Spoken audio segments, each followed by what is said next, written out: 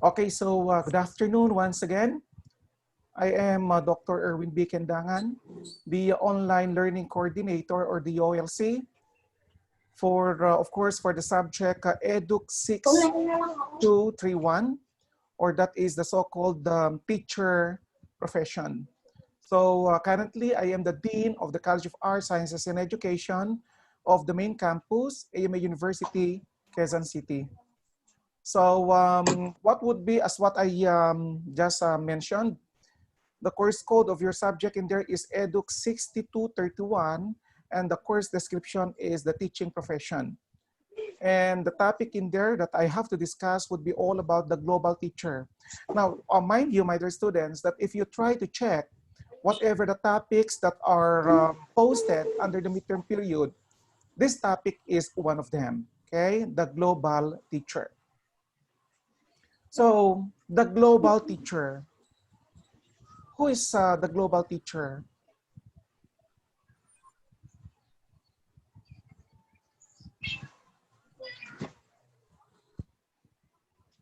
If you try to assess to yourselves now, if who would really be the so-called global teacher?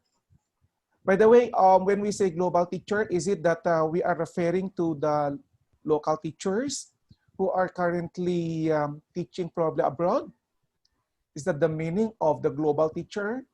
Or probably these are the ones who used to teach abroad. So is that the meaning? What do you think? So, well, that question or that question or those questions would be answered as we delve into.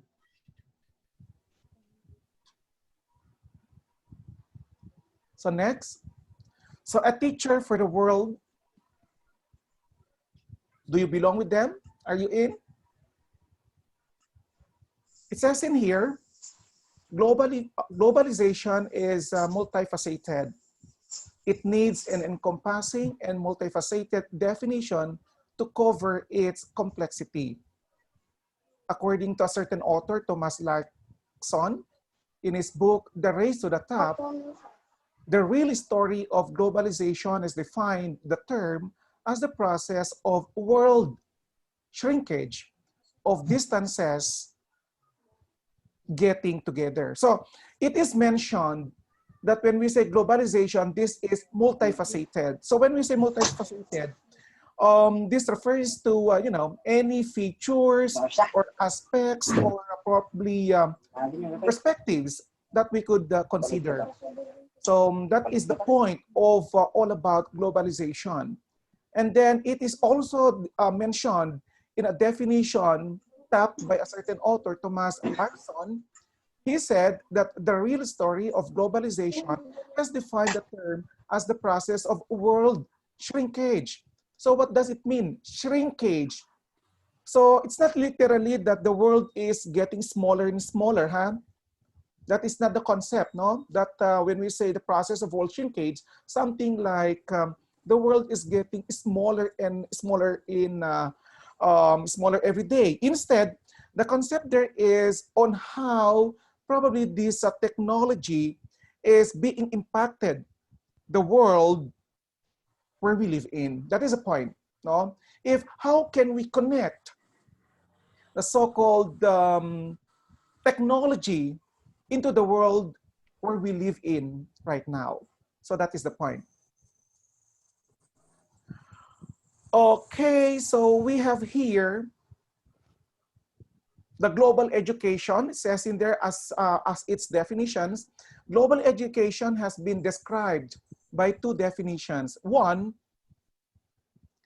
UNESCO defines global education. UNESCO defines global education as a goal to become aware of educational conditions or lack of it in developing countries worldwide and aim to educate all people to a certain world standards. So that is one definition. And another definition is a curriculum that is international in scope, which prepares today's youth around the world to function in one world environment under teachers who are intellectually, professionally, and humanistically prepared. So if you try to understand or probably analyze the first definition, the global education, it is all about the adapting the standards or probably the best practices that these schools have. So that is the point there. That is, that's just a basic definition or example of the so-called global education on how to adapt these best practices that these performing schools are doing. And of course, to its second definition, is a curriculum that is international in scope. So if you try to think of it, we are referring to the curriculum. So is the curriculum we are using are internationally standards? That is one thing. So meaning that whatever the curricula of these countries, especially these ASEAN countries that are using in their schools should likewise be the curricula that we are using in our school. So that is the point. No, that is just a simple, example of what we call global education. So environment under teachers who are intellectually, professionally, and humanistically prepared. So we are also considering the side of the teachers, that these teachers should really be aware to what would be their objective of getting into the room and discuss a topic. In short, these teachers should know if what would be the information they're trying to give towards these students. Next, the United Nations entered into an agreement to pursue 6 goals to achieve some standard of education in place by 2015 worldwide. To achieve global education, the United Nations sets the following goals. 1, expand early childhood care education. And this is really true. Probably that you already observed that we already have in there the K to 12 curriculum. That is one thing. They added that. Not only that, especially the first one, expand early childhood care education. Before, we start our grade schooling immediately in grade 1. But now, it is a requirement that you need to undergo your kindergarten level, the kindergarten 1 and then the kindergarten 2 before you step into the proper grade level, which starts with grade 1. The next, provide free and compulsory primary education for all. Again, this is also a requirement, especially in the government. Next, promote learning and life skills for young and adult. Of course, as expected, no, this would be the objective of the teacher once these students are attending their classes, that their objective is to promote learning. Not that these students are just, getting inside the room and then going out again without having this knowledge acquired from the teacher. The next, increase adult literacy by 50%. Oh, again, I think this is very, very important nowadays, especially that probably there are still out of school youths who want to be educated. So through the aid provided by TESDA, I don't know if you're familiar with this. One example there is the ALS. That is just an example of it, okay? Next, achieve gender parity by 2015, the gender equality by 2015, and the so-called improved quality of education. What is all about gender parity? So we are referring to the so-called equality or the so-called statistical measures that provides a numerical value of a female to male or a girl to boy ratio. So for as an indication, no, because in some schools they really implement this, especially probably to big schools, that they need to limit the coming in of of these students. Sometimes they do consider or apply this so-called gender parity. And then most of all, this is the most important thing, to improve the quality of education. So that is the most important one. That of course, once this student or these students has enrolled, or these students have enrolled in a certain grade level, your objective as a teacher is to help them be promoted for the next year level after the school year. So that would be your objective, that these students should all be going to the next grade level. So in short, as expected, that these kids or these students should really learn a lot from you. Next, according to this author, James Becker, he defined global education as an effort to help individual learners to see the world as a single and global system and to see themselves as a participant in that system. It is a school curriculum that has a worldwide standard of teaching and learning. This curriculum prepares learners in an international marketplace with a worldview of international understanding. In his article, Goals of Global Education, this author emphasized that global education incorporates into the curriculum and education experiences of each student, and knowledge and empathy of cultures of the nation and the world wide. Now, if you try to analyze this, since our objective in there is to become global teachers or to have, you know, an education globally, these schools now, actually, our country itself, Philippines, is trying to consider or adapt these best practices that these schools are performing or showing or showcasing towards their students. That's why we are trying to be at par to the educational standards of the ASEAN countries. So when we say ASEAN countries, we are referring to, of course, the distant countries like the Brunei, the Cambodia, the Indonesia, the Laos, the Malaysia, of course, our country itself, the Philippines, the Singapore, the Thailand, the Vietnam, and Myanmar. Actually, these are, these countries now are performing well. So a reason probably why we are trying to adapt the standards of these schools, especially Singapore. Okay, so that is the point. And one thing more, how do we say so that we are at par to the standards of these schools or of these schools in these countries? Of course, by adapting whatever the curricula that are applied or used by these schools. So we need to consider, no, we need to evaluate whether we are at par to the, to the level of preparation in, in preparing the so-called curricula of this country. So are we at par to them or not?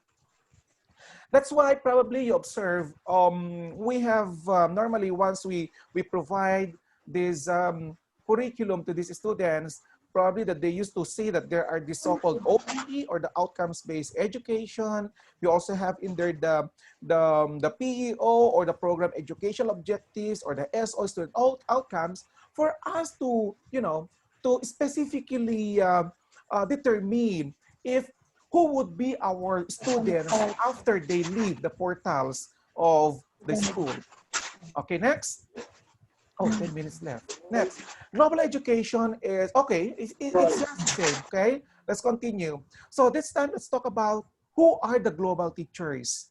So looking back at the concept of global education, how do we define now a global teacher? So is this a teacher, somebody who teaches abroad? That's what I mentioned a while ago. Or is this a person teaching anywhere in the world? Or is a teacher who's able to teach the 21st century learning goals? So these are some of the fundamental questions which should be answered in order to understand if who is really a global teacher. Okay, next. So that's the point. It's not about a teacher who used to teach abroad or who is currently teaching abroad. Instead, when we say a global teacher, you are abreast to the technology. That's the most important thing. You are abreast to the use of technology. Next, A global teacher in there is a competent teacher who is armed with enough skills. So that is one thing.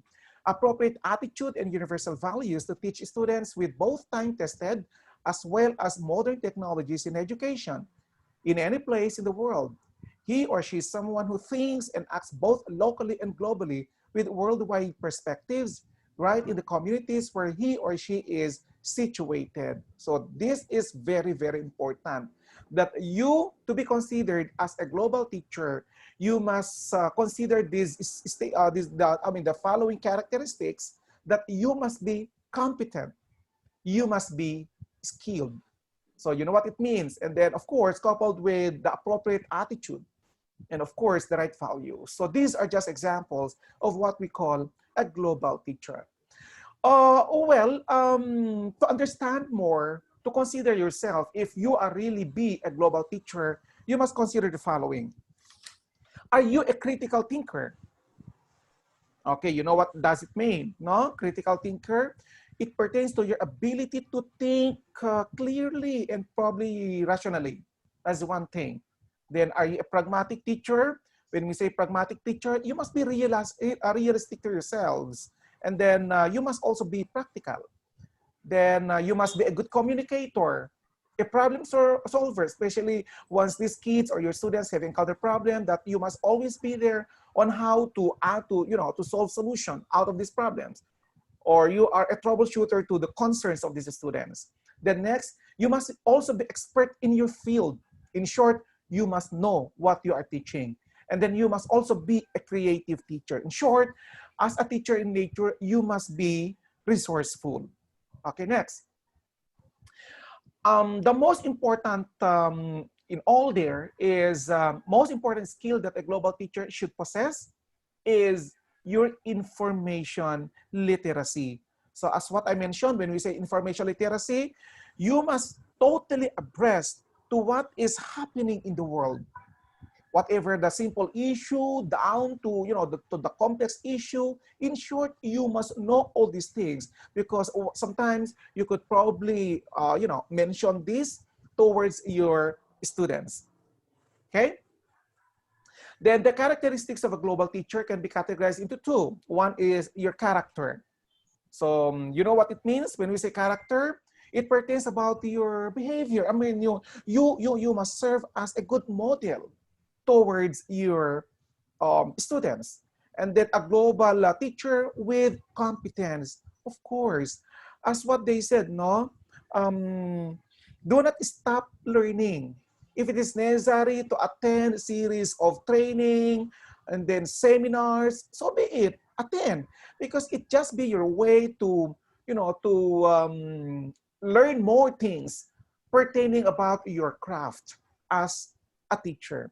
Next, so you as a global teacher should have a heart to love the unlovable. So take note or remember that you serve as the second parents of these students. So you must love them the way you love your children. Then endure the unbearable, of course. Endure your tolerance to these students, because of course, especially if there are these students who are well, should I say, especially for the kids, they keep on making noise. I mean, they keep moving from one place to another. My goodness. So you must endure what we call this, the tolerance. Next, have the competence to make learning possible. So, sometimes there are this scarcity in the use of visual aids or instruments that can facilitate the learning. So you as a teacher must be creative in order that these students may still be well motivated to whatever this topic that you're supposed to discuss to them. Next, being a global teacher must not mean going out of the country. So that's the point. A global teacher thinks globally and acts locally. So always remember that once you are already inside the room, ensure that you are considering yourselves as a global teachers. Next, being able to address diversity of learners in your very own classrooms is the essence of a global teacher. So it says in here, as what I mentioned, as a global teacher, You must serve as a good model or a role model towards your students, that you need to show them the appropriate behavior.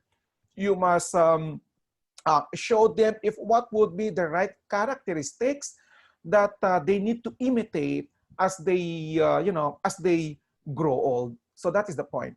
Next, a teacher with desirable character should have a class. So what does this mean? A teacher with desirable character should have a class. Exactly. So always remember that our profession, especially you soon, the future teachers, remember that this is the noblest profession. That other professions may not be complete, may not be available without you who educated them. So always remember that, teaching is so-called the noblest profession. So a teacher with desirable character should have a class somehow. That one is your commitment. Your commitment is very, very important towards your students. Whatever the failures that these students have encountered is probably because of you as a teacher. So you must commit towards your students that you act as the second parents. You commit towards your students that you are there to educate them. You must commit to your students that they are coming in for them to learn from you. So that is an important commitment. The commitment there is not just being you towards these students, but also to their parents. That is very, very important. Next, you must also love your students. You are not just be there discussing whatever the topic that you're supposed to discuss, and then as once your time is over, and then that is enough. Of course not. Still, regardless of the time, as long as these students are still inside the classroom, you should extend the love that is necessary towards these students.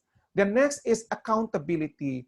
As what I mentioned, whatever the failures that these students may commit probably comes from you. You must always be accountable to what may happen towards these students. So accountability for high standards. So as expected, you need to give or you need to provide what is really due or necessary towards your students. The next, sociability. When we say sociability, you must be, friendly towards your students, or you must be congenial towards your students. The feeling that, these teachers, these kids really love you or considering you as their parents. And then sincerity. You must be sincere to whatever things that you want to perform before your students. And I think this would be the last slide. It says in there,